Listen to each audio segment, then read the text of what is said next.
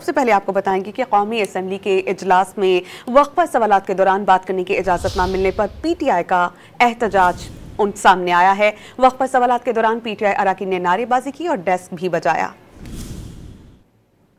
ऐवान में कोरम की निशानदेही कर दी गई। मजीद जानते हैं डॉन न्यूज़ के नुमाइंदे इरफान सदोजई से।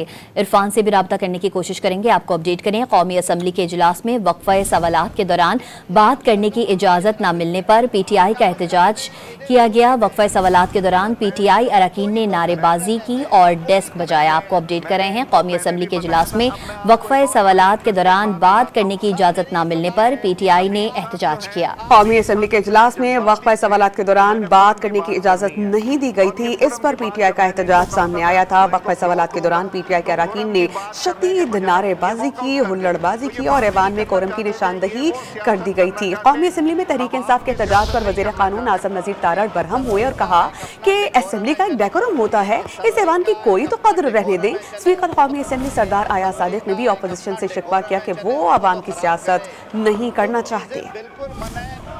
असम्बली का एक अपना डेकोरम है, चले उसको तो ख़राब करे। कुछ चीज़ें बिल्कुल मना है जिनमें वीडियोग्राफी करना, तस्वीरें बनाना, सेल्फियां बनाना। अभी सर ये जो सारा कुछ चल रहा है ये ज़रा मुलाज़ा फरमाइए जनाब स्पीकर, ये कम अज़ कम इन्हें रोक ही दे सर। कोई तो कदर रहने दे, कोई कदर। मैंने इनको पहले भी बताया था। अब मैं आपको एक और बड़ी इंटरेस्टिंग बात बताता हूँ सर। मेरी सदा होगी कि हमीद साहब जो हैं, हमीद साहब इतने जज्बाती थे कि मैंने खुरम की बात करनी है, और ये खुरम की बात जब मैंने इनको कहा था मैं इनको फ्लोर दूंगा, तो खुरम की बात करने के बजाय ये वॉकआउट कर गए। तो ये बात ही नहीं करना चाहते थे, ये वो सियासत करना चाहते हैं, अवाम की सियासत नहीं करना चाहते।